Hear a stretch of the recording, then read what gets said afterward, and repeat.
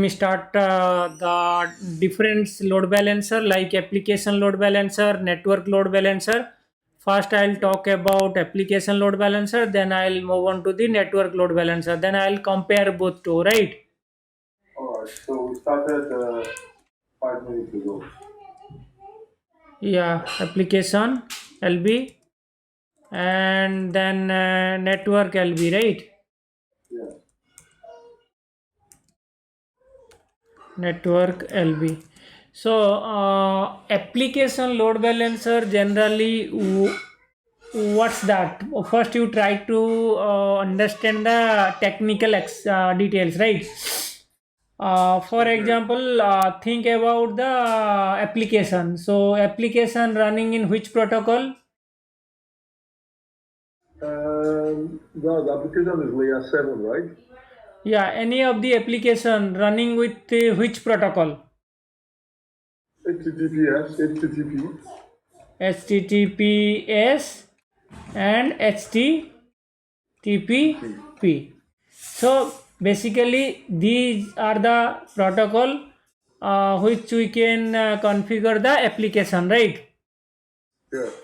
But the load balancer, what is the definition of load balancer? Because, for example, in our environment, one application server are there, right? And the traffic is coming from the external and hitting into our app server, then respond back to the users, right? But Okay. so once the couple of user, for suppose this is one user, right? But Yeah. the same time, if the user will hit into 1000 user, 1000 user to my application, same application server, then it is very difficult to serve the request to 100 user, right? Maybe it this server completely goes down. So that's why load balancer comes into the picture. How load balancer is distributing the traffic along the application server with multiple application server. For example, it is working in a round robin fashion. Yeah. Suppose this is the limit of 5000 user handle one server. Once 5000 user is reached, then traffic will redirect to another app server. Another Okay. app server. Another app server will handle the 500 user. Again, once it is reached 500, again it will traffic move to other app server. Yeah. App server. So like load balancer, how it is configuring, it is identically routing the traffic to the respective web server. That is, all the server is the same kind of server, it's not any different server. Suppose this is my app server, which is configured nginx web server, or it is a apache web server, or ias web server, and one application is deployed. Suppose one application I am talking about you, for example, any of the website, for example, let me tell you one of the amazon website, right? Amazon shopping website, Yeah. amazon dot uk. For you, uk. Yeah. For me, in, right? So website is also divided into different traffic. Suppose you want to purchase something from the amazon, your traffic will go to uk. Yes. But if I will hit into purchase something, it will come to india. Yeah. So how here in between load balancer is working in between, right? Okay. Yeah. The lb is deciding which user is coming from where, Okay. then the traffic will routing to the based on the your geo location, right? Yes. So that's the whole story about the application load balancer. So ideally, the balancing the traffic of the web application, right? This is the definition of the application load balancer. So I think, hope you understood how load balancer working for us to distribute, to manage the traffic along with the multiple identical web server. Right? For example, in UK Amazon site, whatever the product is available for you, the same product is available for me as well.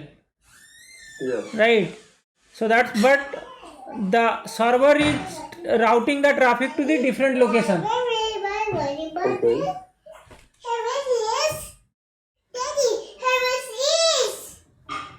So this is all about the application load balancer, right? If I'll talk about the network load balancer, if I'll talk about the network load balancer, what is network?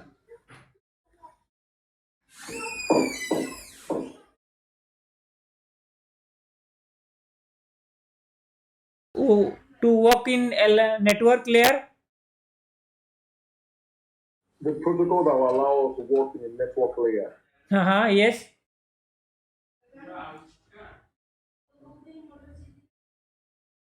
FTP? No. No. Hold on, wait. The protocol that will allow us to work. TCP, of course. TCP, yes. Yes, TCP, and other one UDP. UDP. So these are the main important protocol which is working on the network layer. Yeah. Right? Then if we are talking about network load balancer, so network load balancer, it is the definition of network load balancer. The network load balancer generally it is working for the IP address, TCP port and UDP and IP protocol also. Okay. Internet protocol, right? Yeah. TCP protocol, UDP protocol. Yes. Right. Now the load balancing between the some of the microservice which we are not allowed to external. Suppose in our business network, suppose this is my business and we have set up, we have created VPC. This is the company VPC network, right?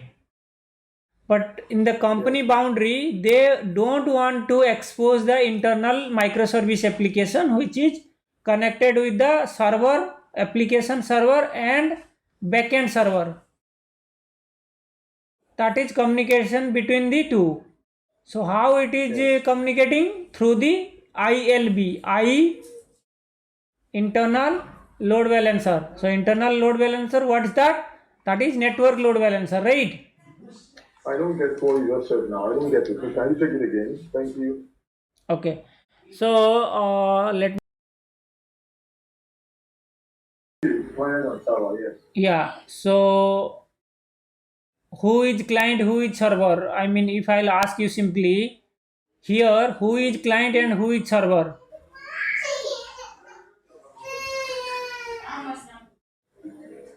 I'm not seeing it. I'm not seeing it. It's small.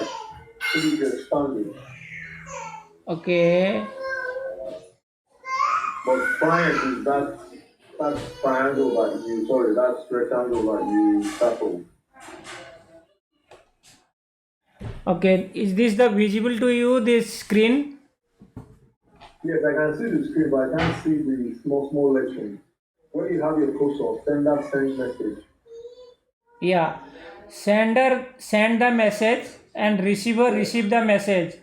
Do you know what is the workflow between two? Suppose I am sending one message called see you in Google Cloud, see you in cloud. So how the text is traveling, source to destination, can you, do you have any idea about that? I don't. Sorry? I don't have any idea. Please go ahead. Yeah. So first, for example, you are sending me one message, see you in cloud. First it will come to your application layer, which is Yeah. whether first it will come into the application layer, then it will come to presentation layer, then data will encrypted, message will encrypted, then segment the data, then packet the data, frame the data, then bit the data. Do you know what is bit and what is byte? What is the difference between bit and byte? Please tell me. Do you have any idea about that? I know there are units that are used to measure data transfer. Okay, let me tell you. 1 byte equal to 8 bit, right? Yeah. So total 4 byte, 4 into 8, 32 bits. So whenever your each IP address, how many bit? 32.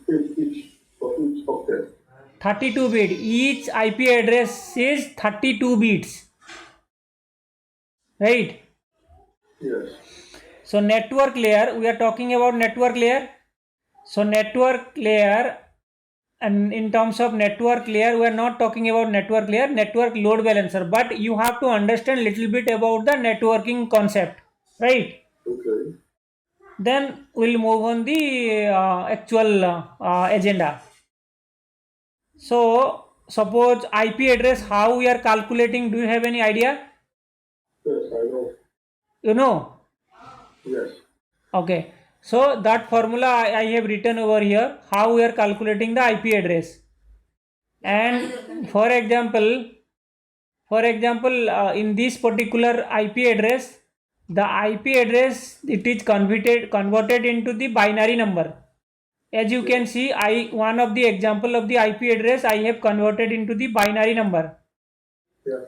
And this part is network part, this part is host part, right? Yeah.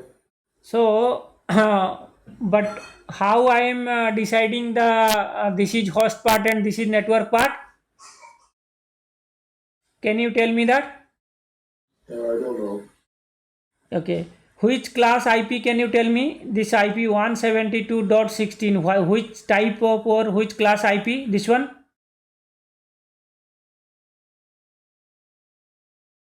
Can you give me options? I think I know what you're talking about. Class A? No. This is class B IP. This is the class B IP. So class B, generally the 16-bit cover, your network part is cover 16 bits.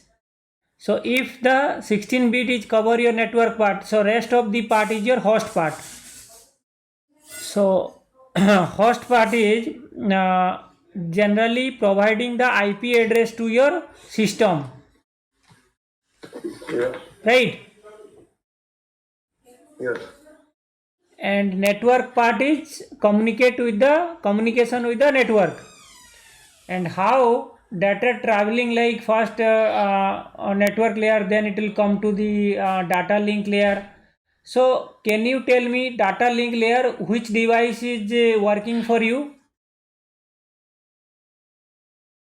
Can be a switch or a router.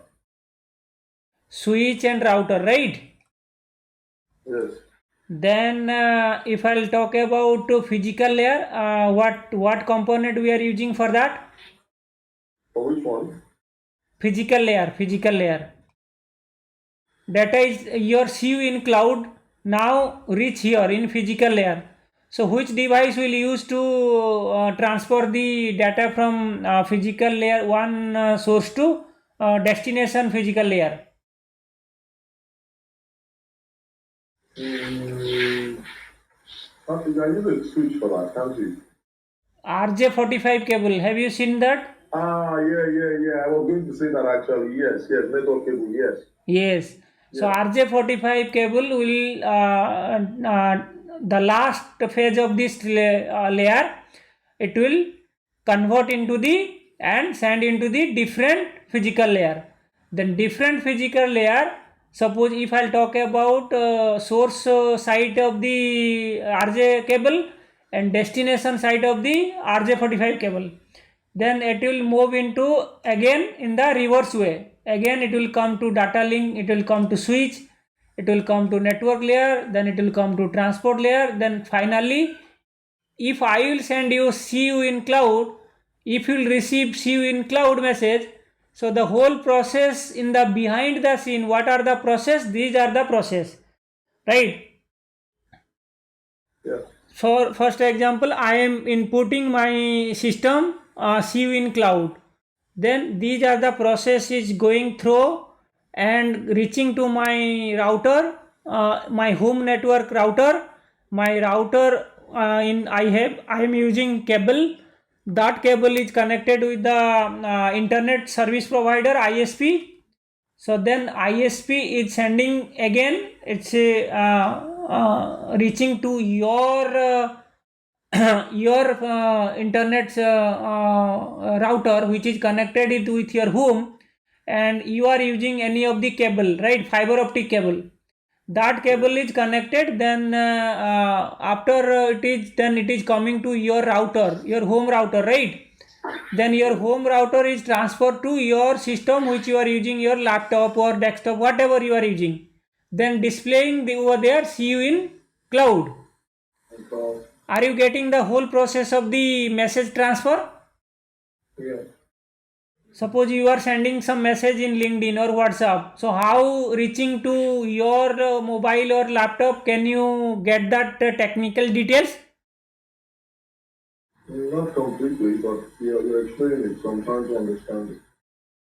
Okay, so you did not completely understood the process, right? When you started, I understood it, but when you continued, I missed it. And this is very important. If you are not aware about the data travel of the network, then it is difficult to understand the networking concept. Okay, I'm listening now. This is one IP address in the left hand side I mentioned, in the right hand side I have mentioned one IP address that is called 192. Which type of IP address? Apipa. This is a C class IP address, Yes. They right? call it Apipa too, yeah. Yeah. So, and now come to the network IP address. Why IP address required? Because each and every device some address is required. Suppose I want to transfer money, I need the account number, right? Yeah. If I want to send the data, I need the address of the source. My machine had some IP address, and when I am trying to send message to you, so you can have some IP address at least. Otherwise, I cannot send the data to you, or I cannot send any message to you, right? So IP address is the one of the important part. Then protocol. So protocol like we are talking about HTTP protocol or HTTPS protocol is also required, map with the IP address, so that you can communicate with your application or your network, right? Now let me talk about the load balancer, network load balancer, right? I was talking about one of the company, they have a database, and they have used internal load balancer, I mean multiple database, they are using multiple database, and right, and we are using a network load balancer. Then we have a multiple web server application, application server. So in this application server, in between also we are using network load balancer to communicate to my application server. My applications reside with IP and port, right? IP and port, IP and port, and my database is also IP and port, IP and port. So my LB is distributing the traffic along with the database and my application server, but that is not exposed to internet, Yes. The internet Private external subnet. world, it is not exposed. Only the traffic is routing through, only the traffic, whatever the traffic is routing through IP address and port. So it's on the private subnet then. Suppose my application server is consist of 192.162.10. This is .11. This is .12. So how they are communicating with each other? Through the load balancer. And same like my database is communicate with multiple database server with my load balancer, right? Suppose you are the user, so you try to access database. You are the only one user, but in my organization they have a 500 employee. So 500 employee, how they will able to access the database? And suppose they are using the private client is any client you can use to reach your database. So for example, MySQL, Postgres, PG so client server you can use to communicate to the server. So that will the network load balancer will help you to manage, or whatever the request will come, that request will distribute along with the port request and IP request. Suppose I have 500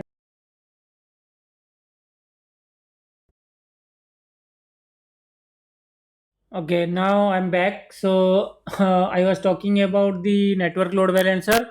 So Yes, you were. can you tell me which OSI model in which OSI model in who in On the network load balancer, it will be the network layer, obviously. network layer. So this is the L7 or L3.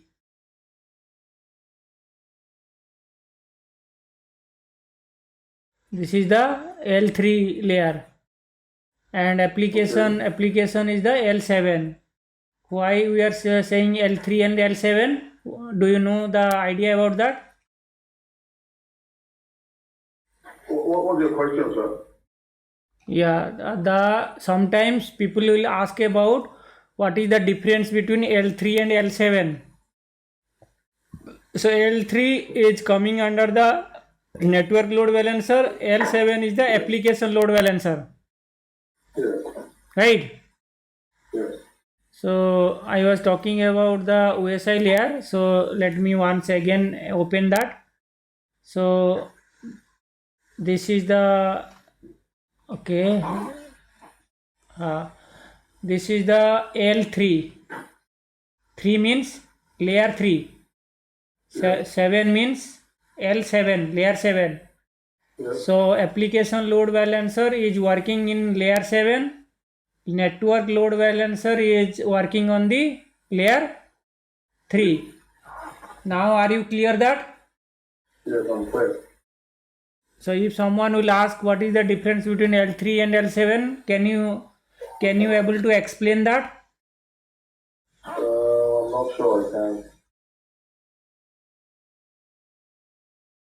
Simply you can say that L7 is the application load balancer, which is working on HTTP and HTTPS protocol, and layer 3 load balancer, which is network load balancer.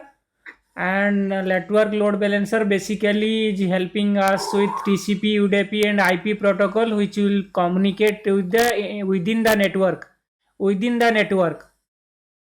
Okay, how about SQL injection? Does it happen at layer 3 or layer 7?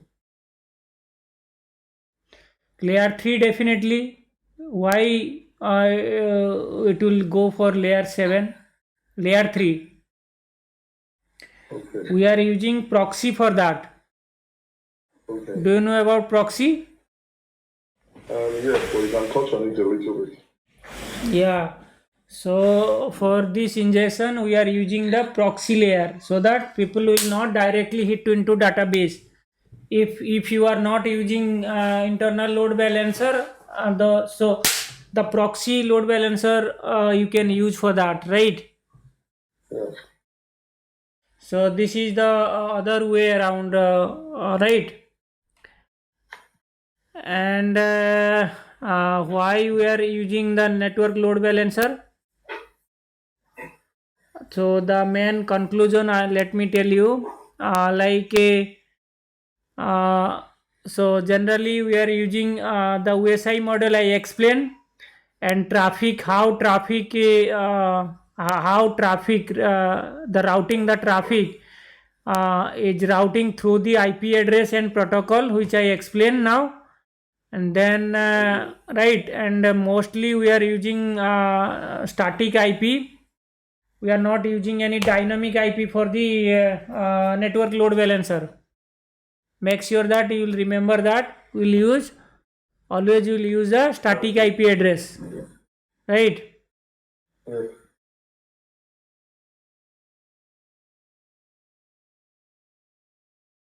So this is the fundamental of network load balancer.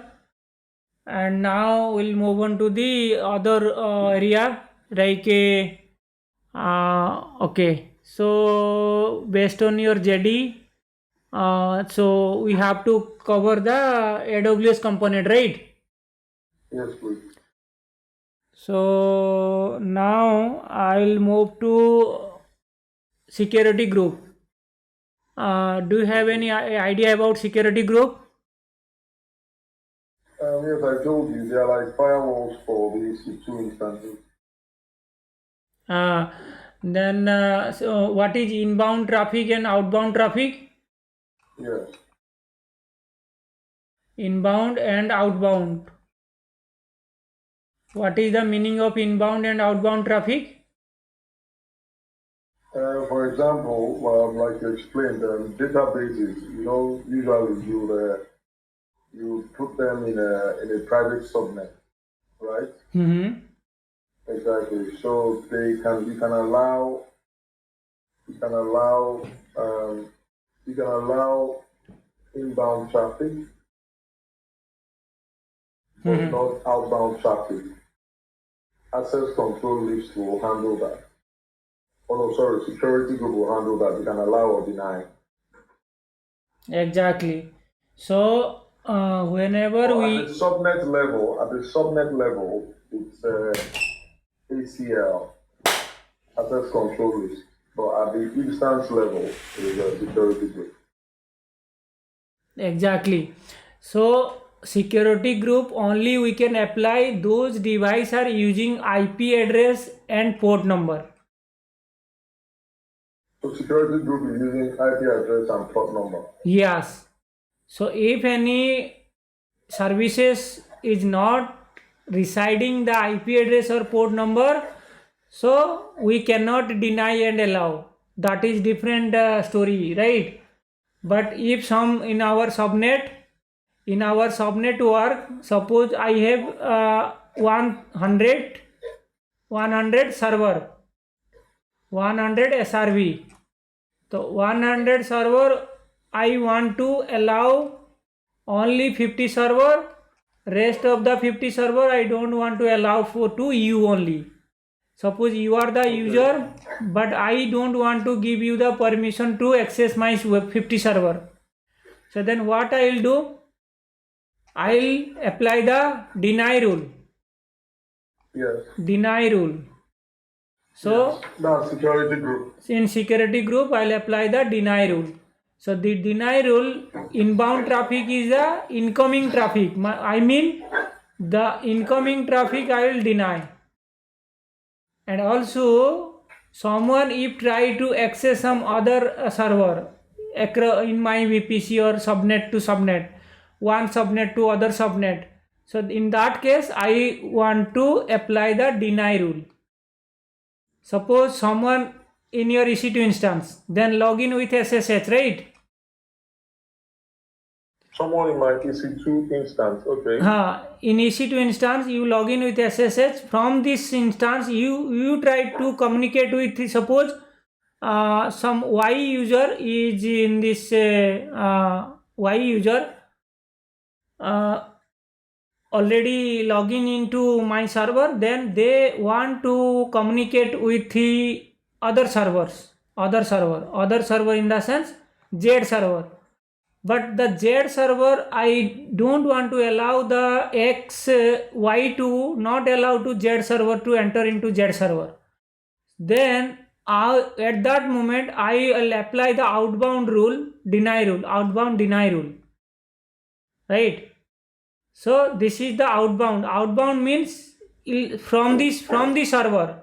Suppose this is VM, it is, the direction should be this, like this, and if the VM is here, the incoming direction, data travel or any connection should be like this. And if Y is in already in the VM, they want to access with the Y VM is here, for example, and that outbound traffic will deny, so that will not deny. So this is the concept, one concept. But anyway, so suppose in your VPC network,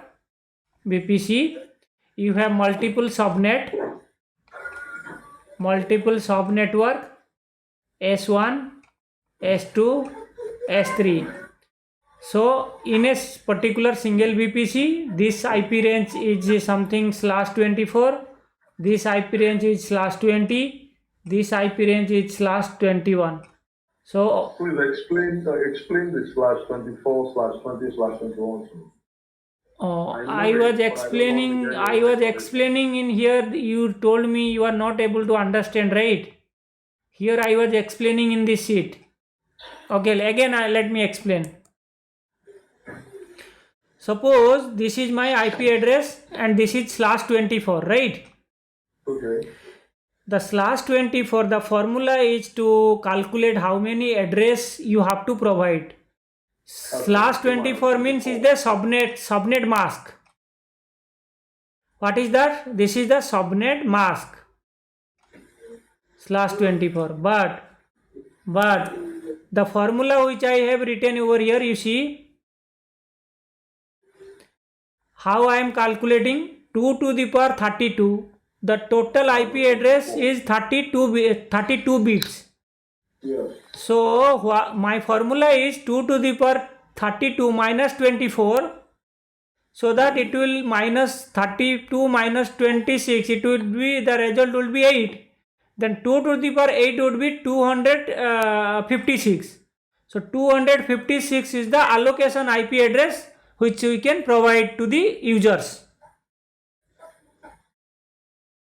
Hope you understood, or still confusion? I understand now. I'll explain one more time. Thank you. I'll explain one more time. Yes, go ahead. Okay. So what is subnet mask? Subnet mask is nothing but like for example, this is my binary digit which I have calculated. You can see over here, and this is 111111, and last one is 00. So last one is 00 means my subnet mask is this one only, right? So the /24, I mean the 8, number 8, which one? 2 to the power 2 is 4, 2 to the power 2 is 2, and 2 to the power 3 is 8. I mean this one. This one is the 8, right? So 2 to the power 8. 2 to the power 8 means total 255. But I am I am calculating with the whole IP, the 32 bits total. In the out of total 32 bits, out of if I'll minus 24, you can see this is if I'll count this one, total 32 bits. in total 32 bits I'll minus 8. So 8 means this one is a blank, the minus 8, rest of the thing will be fulfilled. So that's why the last one is the subnet mask, because my result is coming 2 to the power 8, because each segment is the 8 bit. So Yes. 8 bit is fulfilled. So 8 bit is coming means my subnet mask is only coming into the last one. Right. So that's why slash 24. Then I am calculating 2 to the power 8 is the 256. What is 256? That would be the my whole IP address of this IP range. I will provide the whole 256 IP range to any network. Suppose this is the segment of my network. If any subnet, the IP range is slash 24, only I can able to provide 256 IP address to the VM. Suppose Okay, go back to your S3s then. Now go back to your S3. Suppose I not S3. S3 No, is not associated with the VM. No, you drew 3 S3 buckets now. One was slash 24, another one slash 21, another one slash 20. So that's what I'm saying. Can you go back there? Let me show you something. Okay, yeah. So this is the 256 range IP address, Yes. and slash 20 means 2 to the power 32 minus 20. So the 20. result would That's be 12. 2 to the power 12. 12. So 2 to the power 12 That's IP address will be provided in this 512. subnet. 512. Yes, 512. So 512 IP address I can provide in my subnet 2. Yes. 512. And if I'll go for slash 21, so 2 to the power 32 minus 21, That is 11. 2 to the power 11. How much? That is, if you divide, that is 8, that is 256 times.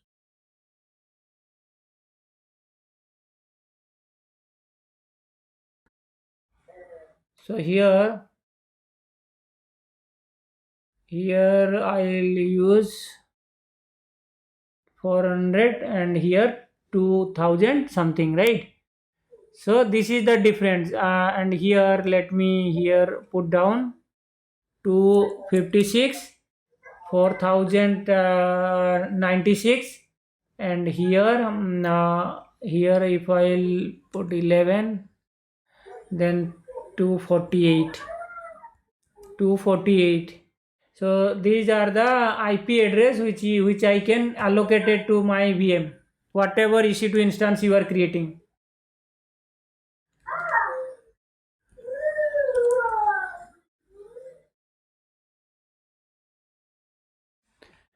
Two 243, 248.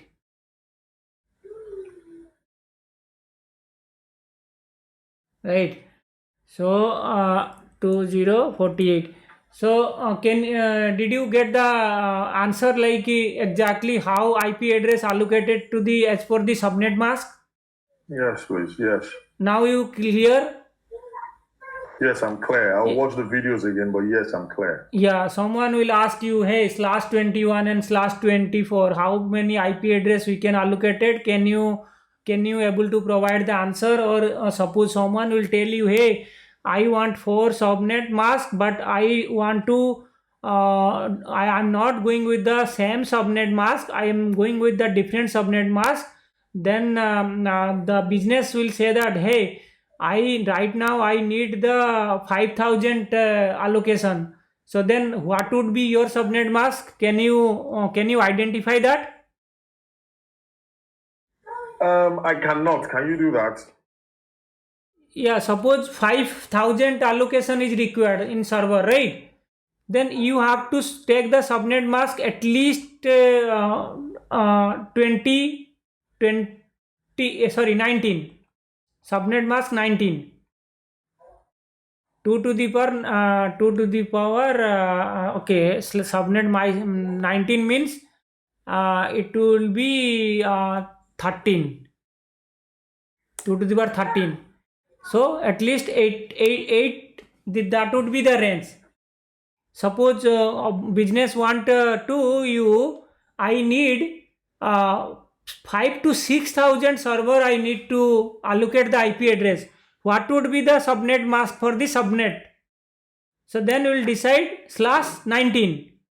What will decide /19 IP address. Getting me? Okay. Or someone will tell we need only 4,000 server required for my business. Then which subnet to work subnet mask you will decide /20, because it is little bit high, like 4,096, that is considerable, right? So Yes. you will provide the /20. Hope you understood now. Yes. You can also use subnet calculator. Okay. Here online subnet calculator. For example, you want to use suppose we are talking about 5,000 users is required for me. So then which class IP you need? For example, B class IP. Then calculate. You see. Okay. Yeah. How much you can provide the IP address total? Let me tell you. The total number of IP addresses coming here. Here. Let me show you the total number. B/30. No, not /30. Wrong. Just give me a second. This is not the right one. The other calculator, let me, the 24 into 7. I think this one is good. So if I'll go with here on demo, subnet mask 8, yes, here. Let me select the 19. So how much host? 8,000 something. If I'll select a 20 subnet mask, then the host 4,096 you can provide the IP address. If we'll select 21, so 2,000. If we'll select 23, the 512. If we'll select 24, 256 allocated host you can able to provide. Yes. Are you able to getting me? Yes, I am. Okay, now you are clear this concept, right? Yes, I am.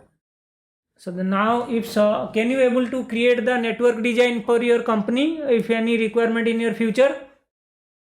I don't think so. It's a lot of work. Yes, lots of work. Network design is not easy. Yes, network designing is, that's why I was explaining the details, because you can also able to catch up little bit to boost your knowledge in the networking side as well. So that's why I was explaining in high level, like QSI layer, how the data flowing, what's the protocol, all these things I was explaining. We'll do more sessions with time, this one out, right? Yeah. Explain all these things. Sure. But definitely, this, if you are clear, so any technical interview we can tackle. Yes. Right. So this is I think 1 hour cover for today, I think so. Or no, there are 10 more minutes. 10 more minutes. Let me know which topic you want to know. Finish the S3. S3, right? You are doing something about S3 now. Just finish it. S3 bucket, right? Yes. Okay, yeah. Just let me drink water, then I'll again come back. We'll discuss in deep in the S3 bucket. Thank you.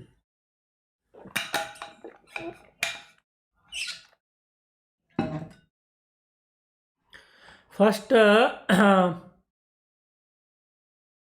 okay. So S3 bucket, I mean any kind of data we can store, right? Yes. How many type of data available? Can you explain? Sorry, this one I don't know. You don't know? Okay. Yes, maybe if you tell me, I would understand. Yeah. Let me tell you. The structured data, unstructured data, blob storage, all these kind of data we are storing. Okay, block storage. Okay, Blob frequent storage. access. Yes. So the object, I mean any kind of object you can create, right? Yes. So let me give you some example. Okay, yeah. So for example, text data, text, whether it is JSON or YAML YML, YML or TXT, or SAML. SAML, all kind of data text. Then now come into the video data. So any kind of video you can store, right? Yes. And then docs. So any kind of document you can store into S3 bucket, whether Word, PowerPoint, Excel, any kind of data you can store, right? Yes. So, but in RDBMS, RDBMS, so relational database, you cannot store video data, document, right? So RDBMS format, the tabular format, data is stored in the tabular format. For example, the customer table. Customer table is the ID number, mobile number, your email ID, your employee ID, your salary, something like that. It's storing into RDBMS, right? But Yes. in S3, in the object storage, we can store any kind of data, right? And Yeah. the volume of storage. But generally storage in our on-prem, we are using SAN and NAS. Have you heard about SAN and NAS? Yes. So now cloud is also there using SAN and NAS, but only how we are connecting to S3 through API, Okay. right? Because Yes. they are just providing one path to us. Once we click on S3, then uploading the data, downloading data, storing everything over there, right? And also in S3 there is a option to you can publish your data in a public facing. I Yes. mean that is called the storage. And also different type of storage the glacier archive. Glacier Ha. Deep Archive. Yes. Yes. So these are the subset of S3 bucket. I mean the archive level storage. Glacier is also kind of data. So if once we able to access the AWS, right? So then we can Yeah. able to explain little bit more about that because you are not okay. Maybe I can use S3. Here you see Okay. that window file system server. This is one Windows server you can use, right? Okay. Then go Uh, ahead. EFS. Go ahead with the EFS, and I understand now. yes, this one is important. Like EFS, EBS, Glacier, Snowball. Snowball is generally to transfer the huge amount of data from one location to other location. Okay. Snowball is a device. Snowball is a device, right? And Okay. the Glacier we are using for the archival data. EBS we are using to attach with for example, okay, let me use my pen. So EBS what happens? Suppose this is a server. So in server, you have operating disk and boot disk and data disk. Yes. What is the meaning of boot disk and data disk? Boot disk mean operating system where operating system is installed. Data disk Yes. where the data store. Application, yes. Application store. That, so we are attaching that EBS volume along with our EC2 instance. Okay. Right. So that's why EBS comes into the picture. Suppose I want to detach that, and then one region, suppose this is one region or availability zone AG, but I want to transfer that EBS to another AG, availability zone. So it is also possible, right? No, say it again. You want to transfer.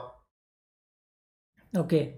For example, in this machine, the data disk which was attached the my EBS volume data, EBS, Yes. but management decided this server I want to stop and my EBS volume I want to transfer. How to transfer?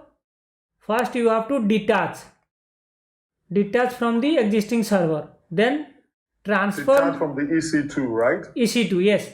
Then once you detach from the EC2, then you can able to attach with the other availability zone EC2, which is the name called, for example, Yeah, I understand. That's EBS, right? yes.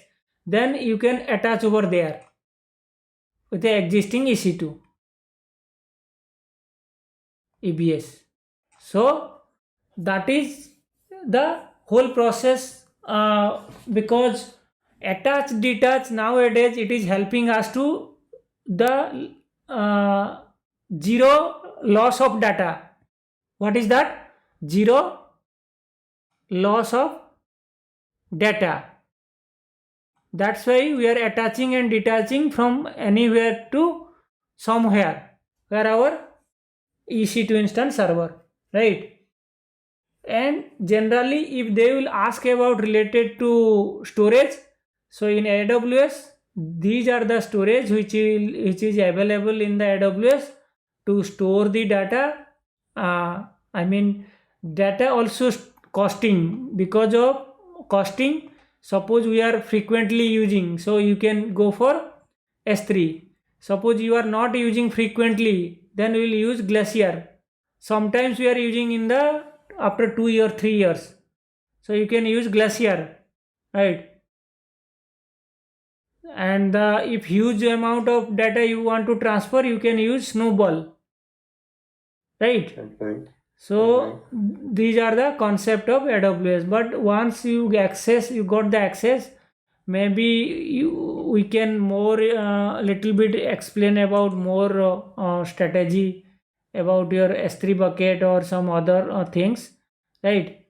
Like you can see, for example, if I'll go with S3 bucket, so this is the one which I explained, but some other like thing S3, the policy how we are applying, that is not required the policy for now, because policy you can say like someone is full access, partial access, block the access, depends on the policy, because this is the global facing, it is not like any regional or zonal. S3, maybe you can put in multi S3 bucket, multi region S3 bucket, or the global S3 bucket, you can also define, right? I think you know about global, regional, AG, because you are using cloud, you Yes. know very much aware about global, regional, availability zone. In a particular region, 3 AG, AG1, AG2, AG3 in AWS, right? Yeah. Yes. This is the regional data center. That is totally, if I'll say, this is called data center. And if you know about data center, then how the identically the region distributed into along with the availability zone, and availability zone itself is a data center, and they Yes. all three data center connected with the load balancer internally, Yes. so that if any availability zone goes down, so that other will provide you the high availability. Yes. So that's the overview of the concept of storage in terms of storage, wherever your storage, whether it is a region or multi-region. But region to region, how they are connected. Suppose this is one region is UK, other region is India. So how they are connected? Availability zones. No, availability zone is coming under only the region, under the region. Okay. So what's your question now? My How question Amazon is India? how the AWS one region to another region, how they are connecting. Dark fiber. Uh, yeah, so different options is available. They are creating peering, or if like if they are creating global network, or they are like if they are a different network they have created, they are communicate with the peering. Okay, can you Peering. write the different options? How do they connect? Can you write the different options? Peering, direct peering. Have you heard about direct peering? No. Okay, this is called Direct tiering. Okay, I think I direct have. direct peering and VPC peering. VPC peering, right? They are the connection, and VPN. VPN is connection between one network to one VPC one to VPC one to VPC two. That's direct pairing, right? Direct peering, VPC peering, and VPN. These are the option. Okay. So if they will ask, you will suppose they will ask, hey, one region to another region, how will connect? So you can provide you can say the different option is available. Whether we will connect through VPN or VPC peering, or maybe if you will go for some multi cloud or hybrid cloud approach, on-prem to cloud. So then on-prem to cloud also different option is available. Do you know in Okay. AWS? What's the name of the option? Direct connect. Yes, direct connect. One option is direct connect. You can privately connect, and VPN. Okay. VPN also. You can cloud to cloud use also VPN. On-prem to cloud also you can use VPN.